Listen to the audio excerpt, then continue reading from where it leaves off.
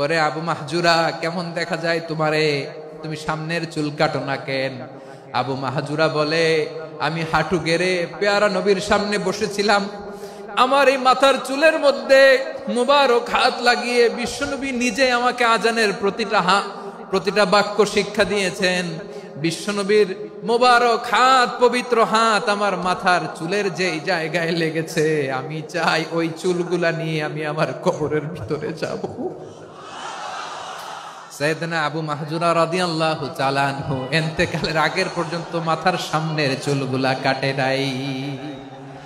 আজারি সাহেবের আগমন আদ-দ্বীন ফাউন্ডেশনের পক্ষ থেকে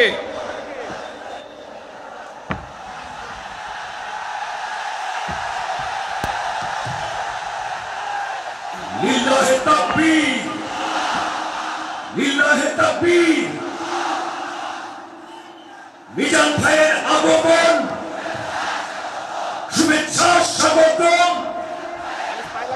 মিজান ভাইয়ের আগমন, লিল্লাহে তাকবীর, লিল্লাহে তাকবীর। সম্মানিত হাজিরিন, আপনারা ভালো আছেন সবাই? শীতে কষ্ট হচ্ছে না? মাশাআল্লাহ। 3 দিন ব্যাপী তাফসীরুল কোরআনের প্রোগ্রামের সমাপনী রজনী আজকে। আমি খুব লম্বা সময় নিব না, এটা তো আমার বিভাগীয় প্রোগ্রাম, খুলনা বিভাগের প্রোগ্রাম পেয়ে গেছে যশোর। মাশাআল্লাহ, 9টা প্যান্ডেল আছে, এখানে ধাক্কাধাক্কির কোনো মানি হয় না। তোমরা ধাক্কাধাক্কি করবা, এই জন্য প্যান্ডেল করা হয় নাই 9টা। বসো, কোনো কথা নাই। অনেক আলোচনা হয়েছে 3 দিন ব্যাপী, দেশ বরেণ্য প্রথিতযশা ওলামায়ে হযরতের মুখে আপনারা অসংখ্য কথা শুনেছেন। আমলের জন্য এগুলোই যথেষ্ট, নতুন করে আমার বলার কিছুর দরকার নাই। নতুন করে উপস্থাপনের মতো বলার মতো আমার কাছে কিছু নাইও। যা বলার 1500 বছর আগে আল্লাহ তাআলা উম্মাকে বলে দিয়েছেন, ঠিক কিনা? এমন কিতাব দান করেছে যে কিতাবে ভুল নাই, যতই পড়ি ততই শেখা যায়। বিয়ন্ডলেস, বাউন্ডলেস, বটমলেস, কুল কিনারা নাই, কুল কিনারা বিহীন সাগর, পড়েন সুবহানাল্লাহ। আসুন এখানে আসার বসার এই প্রোগ্রামে অংশগ্রহণ করার উদ্দেশ্যকে, নিয়তকে আমরা খালেস করে নেই। আজকে আমরা যা শুনবো শিখবো আমলের নিয়তে শুনবো, ঠিক কিনা বলেন? শেষ পর্যন্ত নীরবতা বজায় রাখবো। আমি উঠবো, আপনারা উঠবেন। এর আগে ওঠা যাবে না। স্কেডিউলে একটু চেঞ্জ এসেছে, এশার সালাত হয়নি। আমার আলোচনার পরপরই আজান হবে, এশার সালাতে আমরা জামাতে অংশগ্রহণ করে একসাথে বিদায় নেব ইনশাআল্লাহ। বলেন, যে টপিকটি নিয়ে আমি আপনাদের সামনে আজকে কথা বলতে চাই, টপিকটি অনেক গুরুত্বপূর্ণ। টপিকটি হচ্ছে হিউম্যান রিসোর্স ডেভেলপমেন্ট, মানব সম্পদ উন্নয়ন। কারণ আল্লাহ তাআলা আমাদের যা দেখ আর না দেখ এটা দিছে। মানুষ আর মানুষ, 18 কোটি মানুষ, ঠিক কিনা? এই 18 কোটির জনসংখ্যার দেশে বসবাস করে আমরা খুশি না বেজার? খুশি হইতে হবে, বেজার হইেন না। জাপানের খবর জানেন? তাদের গ্রোথ রেট নিচের দিকে, উল্টো। জনসংখ্যা নাই, বাচ্চা নিলে, সন্তান নিলে গভর্নমেন্ট তাদের টাকা দেয়। আমাদেরকে আল্লাহ তাআলা দয়া করে মায়া করে এই সম্পদটা দিয়েছেন। এই মানব সম্পদকে যেন আমরা কাজে লাগাই ইনশাআল্লাহ। পড়েন সবাই। হিউম্যান রিসোর্স ডেভেলপমেন্ট অনেক জনগুরুত্বপূর্ণ বিষয়, খুব সেনসিটিভ বিষয়, বুঝতে হবে। যশোরের স্মার্ট ছেলেরা, এই যে আমি যাদেরকে দেখতে পাচ্ছি, all are the Gen Z of Jessore. যারা জেন জি, ওরা স্মার্ট, ওরা ইশারা ইঙ্গিতে কাজ করে। এই যে পুরো গদি উল্টায় দিছে, ঠিক কিনা? 24-এর ছাত্র নাগরিক অভ্যুত্থান আমাদের দেখিয়ে দিচ্ছে কিভাবে চোখের ইশারায় গদি উল্টে দিতে হয়। তো জেনজিদের নিয়ে বসেছে, ওরা তো স্মার্ট, ওরা ডিস্টার্ব করবে না। মেহরবানি করে আমার সাথে কানেক্ট করো, 1 to 1, brain to brain, eye to eye, eye contact করো আমার সাথে। তাকাও, কষ্ট হলো আমার দিকে তাকাও, আওয়াজ করা যাবে না, আমার দিকে তাকাও। প্রিয় ভাইয়েরা, হিউম্যান রিসোর্স ডেভেলপমেন্টের ব্যাপারে কিছু কথা বলবো। এই যে আমাদের বিশাল জনসংখ্যা, এই জনসংখ্যাকে কি করে জনসম্পদে রূপান্তরিত করা যায় এ ব্যাপারে কথা বলবো। আমি সূরাতু বনী ইসরাইলের 70 নম্বর আয়াত তেলাওয়াত করেছি। এই আয়াতের আলোকে কিছু কথা আমি আপনাদের সামনে বলবো। আল্লাহ তাআলা ইরশাদ করছেন, ওয়ালাকাদ কাররামনা বনি আদম ওয়া হামালনাহুম ফিল বাররি ওয়াল বাহরি ওয়া রাযাকনাহুম মিনাত তাইয়্যিবাত ওয়া ফাদ্দালনাহুম আলা কাসীরিম মিম্মান খালাকনা তাফদীলা। পড়েন আল্লাহু আকবার। রব্বুল আলামিন বলেন ওয়ালাকাদ কাররামনা বনি আদম, আমি বনি আদমকে সম্মানিত করেছি, বনি আদমকে মর্যাদা দিয়েছি। ওয়া হামালনাহুম ফিল বাররি ওয়াল বাহর, বনি আদমকে জলে স্থলে স্থলে এবং সমুদ্রে চলাচলের বাহন দিয়েছি। ওয়া রাযাকনাহুম মিনাত তাইয়্যিবাত, তাদেরকে পবিত্র রিজিকের বন্দোবস্ত করেছি। ওয়া ফাদ্দালনাহুম আলা কাসীরিম মিম্মান খালাকনা তাফদীলা, আর আমি আল্লাহ যাদেরকে সৃষ্টি করেছি তাদের মধ্য থেকে বনি আদমকে আমি শ্রেষ্ঠ বানিয়েছি। আমরা শ্রেষ্ঠ, আমরা আশরাফুল মাখলুকাত। আমরা কি এই যে এমনি চিল্লাচিল্লি করে জিজ্ঞেস করলে বলে না, আমরা আশরাফুল মাখলুকাত। আমরা কি শ্রেষ্ঠ, সবার চেয়ে সেরা। আমাদের মতো করে আল্লাহ কাউকে বানায় নাই। দুই পায়ে ভর করে শির দ্বারা এরকম স্ট্যান্ড রেখে মাথা উঁচু করে দাঁড়াতে পারে এরকম কোন প্রাণী পৃথিবীতে আছে? এজন্য আল্লাহ বলেন ওয়ালাকাদ কাররামনা বনি আদম, আমি বনি আদমকে সম্মানিত করেছি, তাদেরকে আমি মর্যাদা দিয়েছি। তাদেরকে আমি যত মর্যাদা দিয়েছি আমার কোন সৃষ্টিকে এত মর্যাদা দেই নাই। পড়েন সুবহানাল্লাহ। I have dignified the status of the sons of Adam, আদমের সব সন্তানের মর্যাদা আমি বাড়িয়েছি। আল্লাহ এখানে বলেননি ওয়ালাকাদ কাররামনাল মুমিনিন, আমি মুমিনের মর্যাদা বাড়িয়েছি, বলেছেন? আল্লাহ এখানে বলেন নাই ওয়ালাকাদ কাররামনাল মুসলিমিন, আমি মুসলিমের মর্যাদা বাড়িয়েছি।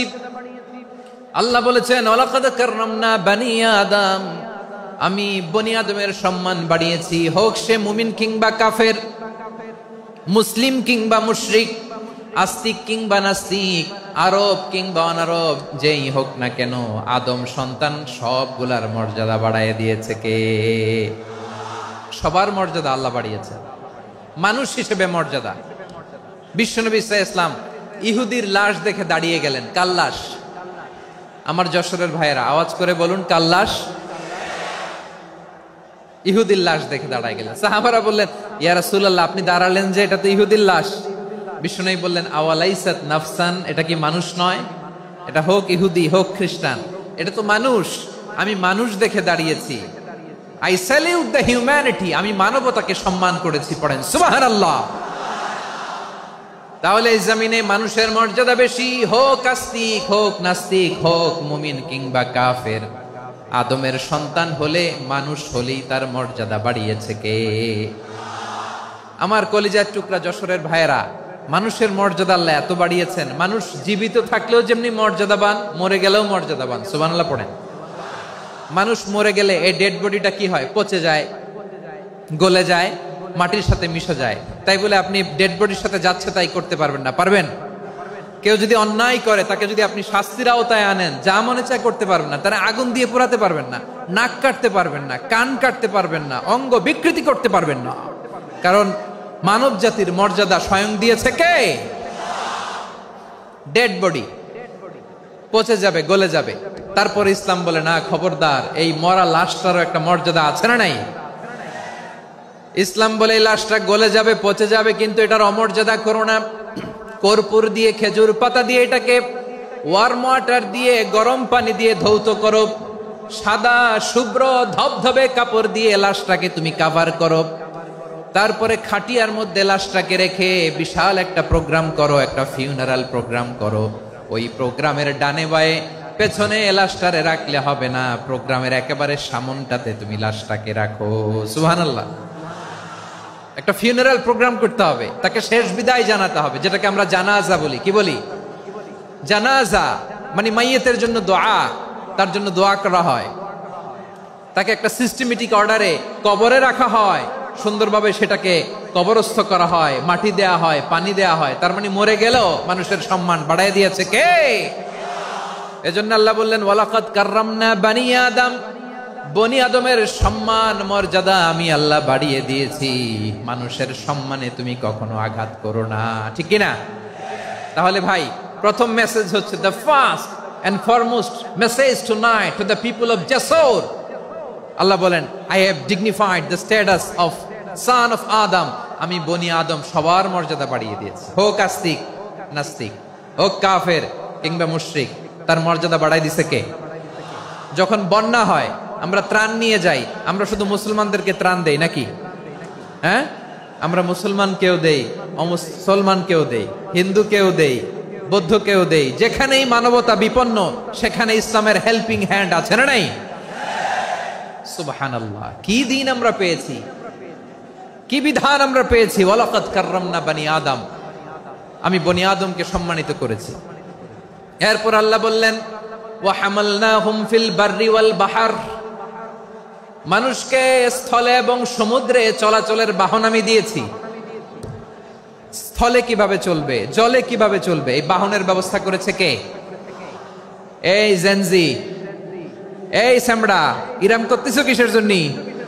হ্যাঁ, ইরাম করলে চলবি? হ্যাঁ, বস বস বস বস, আওয়াজ করতেছো কেন? দিবা না, কথা বলতে দিবা না আমাকে? তো এইটা বুঝি তোমাদের ভালোবাসার নমুনা? তোমাদের ভালোবাসার কারণে যদি আমি কোথাও দাঁড়াতেই না পারি, কোথাও বসতে না পারি, কোথাও দুটা কথা বলতে না পারি, এই ভালোবাসা দিয়ে কি হবে আমার? বরং ঘামতে ঘামতে ঘর্মাক্ত হব, রক্তাক্ত হব। কিন্তু সেন্ট্রাল থেকে, সেন্ট্রালি যে ইনস্ট্রাকশন আসবে, সেই ইনস্ট্রাকশনের এক চুল আমরা ডানে বায়ে যাব না। এইটা গণজাগরণের জন্য এইটা দরকার, ইসলামী বিপ্লবের জন্য এইটা দরকার। তো আধা ঘন্টা ধরে যদি তোমাদেরকে থামানোই না যায়, এই লস্কর দিয়ে আমি কি করব? আল্লাহর ওয়াস্তে নো নো নো স্লোগান, চুপচাপ একেবারে আমার দিকে তাকাও।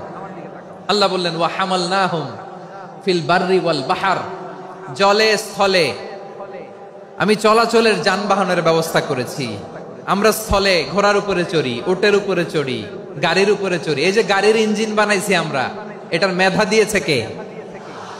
আবার সাগরের মধ্যে আমরা নৌযান, জলযান, বড় বড় জাহাজ দিয়ে এক মহাদেশ থেকে আরেক মহাদেশ যাই, এক দেশ থেকে মালামাল গুলো আরেক দেশে পাঠাই। সাগরের ভেতরে নৌকাগুলোরে ধরে রাখলো কে? ওয়াল ফুলকিল্লাতী তাজরি ফিল বাহরি বিমা ইয়ানফাউন নাস, মানুষের উপকার আছে এরকম সরঞ্জামাদি নিয়ে সাগরের উপরে বিশাল বিশাল জলযানগুলো চলে। এগুলো ডুবে যায় না, কাত হয়ে যায় না, পড়ে যায় না। এগুলোকে স্থিতিস্থাপকতাকে ঠিক করে রাখলো কে? আপনারা জাহাজ দেখেছেন? জাহাজ, হ্যাঁ, বাড়ি চট্টগ্রাম হইলে দেখতে পারতেন। দেখছেন? বিশাল বিশাল জাহাজ, বিশাল জাহাজ মালামাল নিয়ে এক মহাদেশ থেকে আরেক মহাদেশে যায়। গত মাসে আমার জাপান সফর ছিল। এই যে বাংলাদেশে যে গাড়িগুলো চালান, বেশিরভাগ গাড়ি আসে কিন্তু জাপান থেকে। হাজার হাজার গাড়ি একটা জাহাজ বহন করতে পারে, হাজার হাজার গাড়ি। এটারে সাগরের মধ্যে ভাসাইলো কে? সবাই বলুন, ভাসালো কে? হাজার হাজার গাড়ি নিয়ে জাপানিজ গাড়িগুলো আমাদের চট্টগ্রামের এয়ারপোর্টের বন্দরে ভিড়ে। যুক্তরাষ্ট্রে আমি দেখেছি বিশাল বিশাল জাহাজ। আপনারা টাইটানিক জাহাজের নাম শুনেছেন? টাইটানিকেরও 8 গুণ 10 গুণ বড়। সুবহানাল্লাহ কইবেন না? টাইটানিক জাহাজের 8 গুণ 10 গুণ বড় একটা জাহাজ আছে, আইকন অফ দ্য সি, আমি দেখে এসেছি। রয়্যাল ক্যারিবিয়ান দেখে এসেছি। সাগরের সামনে জেটিতে যখন দাঁড়ালাম, জাহাজটা যখন যায়, আমার মনে হচ্ছে একটা শহর, গোটা শহর, the entire city is floating on the water. পুরো একটা শহর মনে হয় পানির উপর দিয়ে ভেসে যাচ্ছে। পড়েন সুবহানাল্লাহ। এই যে আইকন অফ দ্য সি, এই ক্রুজ, এই জাহাজটা, এটার ভিতরে স্টেডিয়াম আছে। কিসের ভিতরে স্টেডিয়াম? কথা বুঝে নাই বোধহয়। স্টেডিয়াম কিসের ভিতর? সুইমিং পুল আছে, শপিং মল আছে, রেস্টুরেন্ট আছে, ক্লাব আছে, 3000 4000 রুম বিশিষ্ট, কক্ষ বিশিষ্ট হোটেল আছে। এই সবগুলোর নিয়ে এগুলো চলে সাগরের এই দোলার মধ্যে, জলোচ্ছ্বাসের মধ্যে। এই সাগরের ভেতরে এই জাহাজগুলোর ভাষায় রাখছে কে? সূরা আর রহমানে আল্লাহ তাআলা বললেন, ওয়ালাহুল জাওয়ারিল মুনশাআতু ফিল বাহরি কাল আ'লাম ফাবিআইয়ি আলা, সবাই পড়েন ফাবিআইয়ি আলাই রাব্বিকুমা তুকাযযিবান।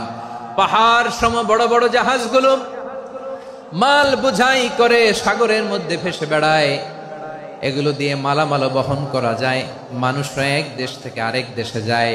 এই জাহাজগুলোর সাগরের ভেতরে ভাসায় রাখলো কে? এই আয়াতের ভেতরে আল্লাহ তাআলা সূরাত বনী ইসরাঈলের এই চমৎকার আয়াতের ভেতরে আল্লাহ তাআলা বেসিক্যালি মানব জাতির প্রতি তার 4টি স্পেশাল অনুগ্রহের কথা বলেছেন। কয়টি? 2টা বলে ফেলছি। 1 নাম্বার ওয়ালাকাদ কাররামনা বনী আদম, আমি বনী আদমের সম্মান বাড়াইছি। নাকি মুসলমানদের? নাকি মুসল্লিদের? কার সম্মান বাড়িয়েছি? বনী আদমের। তাহলে human dignity, the first part of the verse talks about the human dignity. 2 number অংশ আল্লাহ তাআলা বললেন ওয়া হামালনাহুম ফিল বাররি ওয়াল বাহর, স্থলে এবং সমুদ্রে আমি তাদের জন্য চলাচলের বাহন দিয়েছি। সুবহানাল্লাহ।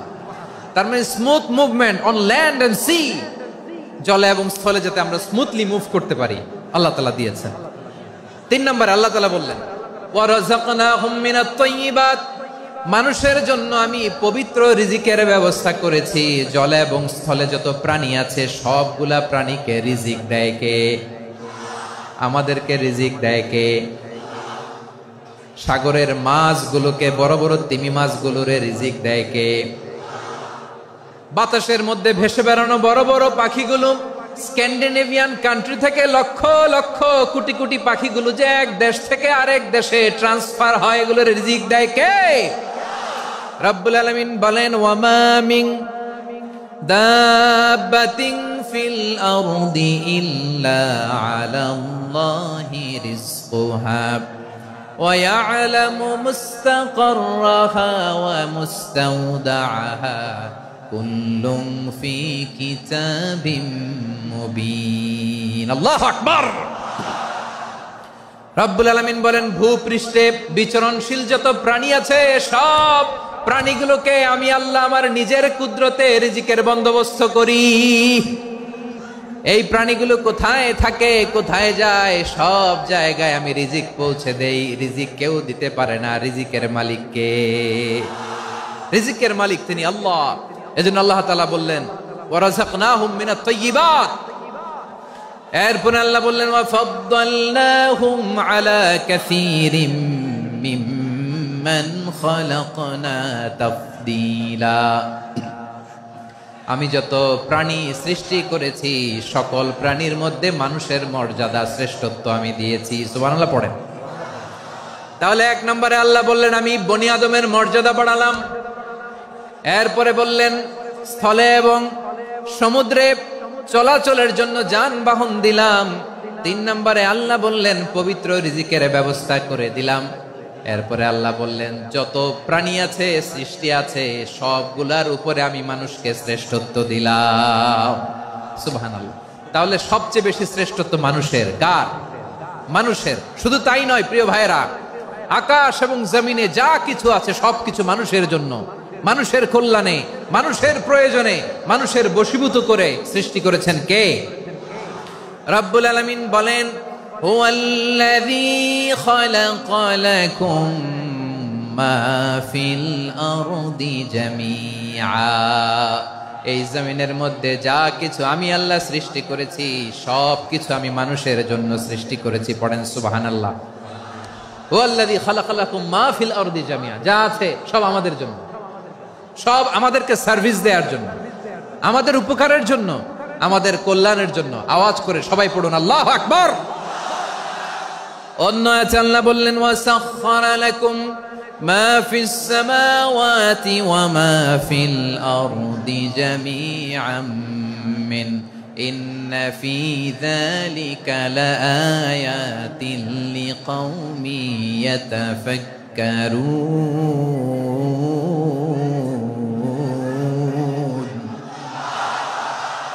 প্রথমে আল্লাহ বললেন জমিনে যা আছে সব তোমাদের কল্যাণে আমি সৃষ্টি করলাম।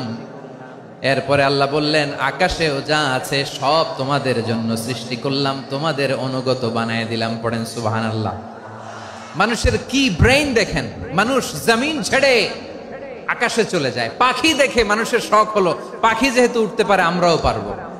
অরবিল রাইট, উইলবার রাইট, দুই ভাই মিলে আঁকাঝোঁকা করতে করতে করতে করতে প্লেন বানায় ফেললো। কোন সুবহানাল্লাহ। এখন পাখিও ওরে, আমরাও ওরি। এরপরেই মানুষের কৌতূহল থামে না এখানে, মানুষ চলে গিয়েছে চাঁদে। কোথায় গেছে? এখন কিন্তু চাঁদে জমি বিক্রি হয় জানেন। পৃথিবী নিয়ে মারামারি শেষ, রাশিয়া আমেরিকা এখন ধরছে চাঁদ আর মঙ্গল গ্রহ। এখন চাঁদে জমি বিক্রি হয়, মঙ্গলে জমি বিক্রি হয়। এই চাঁদ, মঙ্গল, বৃহস্পতি, শনি সব আল্লাহ তাআলা আমাদের জন্য বানিয়েছেন। সুবহানাল্লাহ পড়েন। মানুষ সাগরের উপরে চড়ে, শূন্যে ভেসে বেড়ায়, পাহাড় কেটে সুড়ঙ্গ বানায়, টানেল বানায়। মানুষ ব্রডব্যান্ডের লাইন নিয়ে যায় সাগরের ভেতর দিয়ে, এক দেশ থেকে আরেক দেশে, এক মহাদেশ থেকে আরেক মহাদেশে। সুবহানাল্লাহ পড়েন। তার মানে গোটা বিশ্বের সবকিছুর উপরে control, superiority over all creatures, সবকিছুর উপর কন্ট্রোল, মনিটরিং, নিয়ন্ত্রণ, এটা প্রতিষ্ঠা করে দিয়েছে কে? এজন্যই মানুষের শ্রেষ্ঠত্ব। ওয়ালাকাদ কাররামনা বানি আদম, আমি বনি আদমের সম্মান বাড়িয়েছি, মর্যাদা আমি বাড়িয়ে দিয়েছি এই কারণে, কারণ মানুষ সবকিছুর উপর নিয়ন্ত্রণ নিতে পারে। মানুষকে নিয়ে এই কোরআনের সব আলোচনা, মানুষকে নিয়ে এই কোরআনের সব। তাই কোরআনের কেন্দ্রীয় আলোচ্য বিষয় হচ্ছে মানুষ। কোরআনের কেন্দ্রীয় আলোচ্য বিষয় কি? যশোরের ভাইয়েরা বুঝে থাকলে সবাই বলবেন, কোরআনের কেন্দ্রীয় আলোচ্য বিষয় কি? এই যে আমি মূল আলোচনায় যাচ্ছি এখন। কেন মানুষ কোরআনের কেন্দ্রীয় আলোচ্য বিষয়? এই যে ভাইয়েরা, এই যে হাত জোর করে, এই যে Jessore Gen Z, the smart people of Jessore, হাত জোর করে বলতেছে, হাত জোর করে তোদের কাছে আল্লাহর দোহাই লাগে, স্টপ স্টপ। শুরুতে একবার বলেছে, জায়গা না হলে আস্তে আস্তে ধাক্কা দিবা, সামনে না পিছনে, দিয়ে দিয়ে বেরোয় চলে যাও। এলইডিতে দেখো, এই যে এই যে আল্লাহর ওয়াস্তে জায়গা না হলে ওদিকে যাও। কোরআনের মাহফিলে বিশৃঙ্খলা, এটা কাফিরদের আলামত। কাফিররা শীষ দিত, শীষ। বিশ্বনবী কোরআনের তাফসির করলে কাফিররা শীষ দিত আর ক্ল্যাপিং করত, হুইসেল এন্ড ক্ল্যাপিং। তো আমরা কি এখানে বিশৃঙ্খলা করতে আসছি? তো বারবার থামানো লাগে কেন? কোনো আওয়াজ হবে না, বললাম তো, স্টপ। আওয়াজ করে বলুন, কোরআনের কেন্দ্রীয় আলোচ্য বিষয় কি? সবাই বলেননি। এতগুলো মানুষ উত্তর দিলে এতটুকু আওয়াজ হয়, অন্তত আমি বিশ্বাস করি না। যশোর, আওয়াজ করে বলো, কোরআনের কেন্দ্রীয় আলোচ্য বিষয় কি? মানুষ। এই মানুষ কোরআনের কেন্দ্রীয় আলোচ্য বিষয়। মানুষকে আল্লাহ স্বাধীনতা দিয়েছেন। ফামান শাআ ফালইউমিন ওয়া মান শাআ ফালইয়াকফুর। চাইলে মুমিন হতে পারো, চাইলে কাফের হতে পারো, তোমার ইচ্ছা। তবে জেনে রাখো, মুমিন হলে পাবা জান্নাত, কাফির হলে পাবা জাহান্নাম। নাও দ্য ডিসিশন ইজ ইয়ার্স। সিদ্ধান্ত তোমার, জান্নাতে যাবা না জাহান্নামে যাবা। যশোরের ভাইয়ের আওয়াজ করে বলুন, কই যেতে চান, জান্নাতে না জাহান্নামে? ডান দিকে না বাম দিকে? ডানপন্থী না বামপন্থী? চিল্লা চিল্লি না চুপচাপ? চুপচাপ কয়ে আবার চিল্লাচিল্লি শুরু করে দিচ্ছে। মাশাআল্লাহ। তাহলে কোরআনের কেন্দ্রীয় আলোচ্য বিষয় মানুষ। আমার সাথে থাকতে হবে, তোমাদেরকে নিয়ে আমি আলোচনা শেষ পর্যন্ত যাব। অনেক গুরুত্বপূর্ণ কথা বাকি আছে, আমাকে সহযোগিতা করতে হবে। মাশাআল্লাহ, এই তো ঠান্ডা হয়েছে। হ্যাঁ, ঠিক আছে ঠিক আছে ঠিক আছে। মানুষকে আল্লাহ এত স্বাধীনতা দিয়েছেন, মানুষ চাইলে অনেক ভালো হইতে পারে। ভালোর রাস্তাও খোলা, খারাপ হওয়ার রাস্তাও খোলা। ভালো হইলে মানুষ অনেক ভালো, খারাপ হইলে অনেক খারাপ। ভালো হইলে সবচেয়ে ভালো, খারাপ হইলে সবচেয়ে খারাপ। এজন্য সিদ্ধান্ত আপনাকে নিতে হবে। আল্লাহ তাআলা বলছেন, লাকাদ খালাকনাল ইনসানা ফি আহসানি তাকওয়িম সুম্মা রাদাদনাহু আসফালা সাফিলিন। আমি মানুষকে অনেক সুন্দর অবয়বে, সুন্দর আকৃতিতে সৃষ্টি করেছি। তার শুধু চেহারার ডিজাইনটাই সুন্দর নয়, তার ব্রেনটা বড্ড সুন্দর, তার মানসিকতা বড্ড সুন্দর, তার সৃজনশীলতা বড্ড সুন্দর। পড়েন সুবহানাল্লাহ। আমাদের চেহারা, অবয়ব, ডিজাইন যে সুন্দর তা না, আমাদের ব্রেনটা অনেক সফিস্টিকেটেড ব্রেন, অনেক সফিস্টিকেটেড। এই 1.5 কেজি ব্রেন ইউজ করে মানুষ গোটা বিশ্বে সভ্যতা বিনির্মাণ করেছে, ঠিক কিনা? এই ব্রেন আল্লাহ তাআলা আমাকে দিয়েছে। এটারে কাজে লাগালে, আপনার 6 সেন্স কাজে লাগালে আপনি অনন্য মানুষ হয়ে উঠবেন, মহামানবে রূপান্তরিত হবেন। মানুষ হতে পারে, চাইলেই মহামানব হতে পারে। আবার যদি মানুষ চায় খারাপও হতে পারে।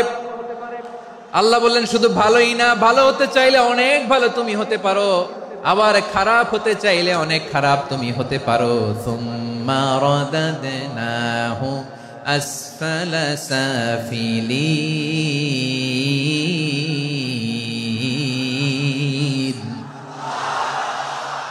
খারাপ হলে একেবারে খারাপ হতে পারো, নিকৃষ্ট হলে একেবারে নিকৃষ্ট হতে পারো, ভালো হলেও ভালো হতে পারো। কোন সুবহানাল্লাহ। এবার আওয়াজ করে বলুন, ভালো হতে চাই না খারাপ? শ্রেষ্ঠ না নিকৃষ্ট? মানুষ ভালো হলে মানুষ ফেরেশতার চেয়েও ভালো, মানুষ খারাপ হলে সে পশুর চেয়েও খারাপ। কথা ঠিক কিনা বলেন? ভালো হলে ফেরেশতার চেয়েও ভালো, খারাপ হলে পশুর চেয়েও নিকৃষ্ট। তার মানে শ্রেষ্ঠত্বে মানুষ, শ্রেষ্ঠত্বে ফেরেশতাকে হার মানায়, আর অধপতনে শ্রেষ্ঠত্বে ফেরেশতাকে ছাড়িয়ে যায়, আর অধপতনে পশুকেও হার মানায়। আই রিপিট, আমি আবারও বলছি, মানুষ শ্রেষ্ঠত্বে ফেরেশতাকে ছাড়িয়ে যায়, আর অধপতনে সে পশুকেও হার মানায়। আওয়াজ করে বলতে হবে ঠিক কিনা? এটার প্রমাণ কি? মানুষ শ্রেষ্ঠ হইলে যে ফেরেশতার চেয়েও সেরা, তার প্রমাণ কি? আল্লাহ তাআলা বলছেন, ওয়া ইয কুলনা লিল মালাইকাতি ইসজুদু লি আদম ফাসাজাদু ইল্লা ইবলিস আবা ওয়াস্তাকবারা ওয়া কানা মিনাল কাফিরিন। আল্লাহ বলেন, স্মরণ করো সে সময়ের কথা যখন আমি ফেরেশতাদেরকে বললাম, ও ফেরেশতারা আদমকে সেজদা দাও। সব ফেরেশতারা সম্মান সূচক সেজদা আদমকে দিল, তারা আদমের জন্য সেজদায় লুটিয়ে পড়লো, একজন ছাড়া, তার নাম ইবলিস। আওয়াজ করে বলেন তার নাম কি? সে অহংকার প্রদর্শন করলো, সে কাফের হয়ে গেল, বাকি সব ফেরেশতারা সেজদা দিল। সুবহানাল্লাহ। আবার আদম আলাইহিস সালামকে আল্লাহ জিজ্ঞেস করলেন, সব বলে দিল উত্তর, কিন্তু ফেরেশতাদেরকে একই প্রশ্ন জিজ্ঞেস করলেন, তারা উত্তর করতে পারে নাই।